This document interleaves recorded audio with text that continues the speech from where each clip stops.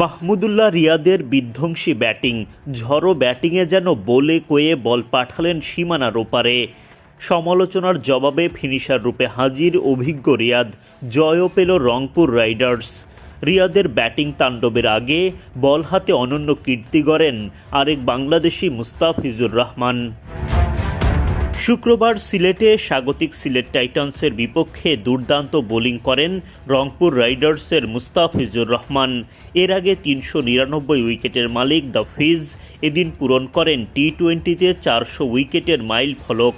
জাতীয় দলের সতীর্থ মেহেদী হাসান মিরাজের উইকেট শিকারের মধ্য দিয়ে এই কীর্তি গড়েন তিনি।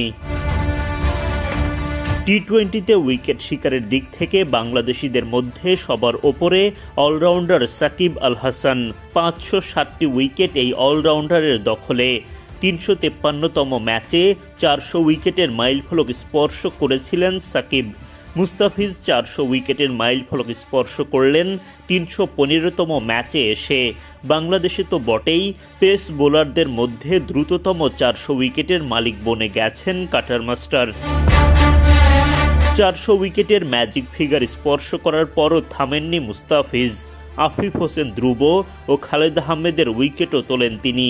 সব মিলিয়ে এদিন সিলেট টাইটান্সের বিপক্ষে ৪ ওভারে ২৪ রান খরচায় ৩ উইকেট শিকার করেন দ্য ফিজ। তার সতীর্থ ফাহিম আশরাফও ৩টি উইকেট তুলে নেন, তবে তিনি ৪ ওভারে খরচ করেন ১৮ রান। ফিজ ফাহিমদের দাপুটে বোলিংয়ে ২০ ওভারে ১৪৪ রানের বেশি করতে পারেনি সিলেট। ১৪৫ রানের লক্ষ্যে ব্যাট করতে নেমে বেশ সংগ্রাম করতে হয় শক্তিশালী রংপুরকে। খালেদ আহমেদের বলে আউট হওয়া ওপেনার দাউদ মালান করেন ২১ বলে ১৯ রান। নাসুমের শিকার তাওহিদ হৃদয়ের ব্যাট থেকে আসে ৬ রান।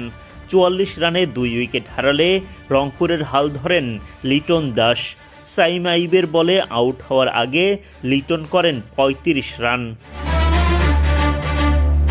কাইল মেয়ার্স আউট হন ৩১ রান করে। ৯৫ রানে ৪ উইকেট হারানো রংপুরের হয়ে বাজিমাত করেন অভিজ্ঞ মাহমুদুল্লাহ রিয়াদ।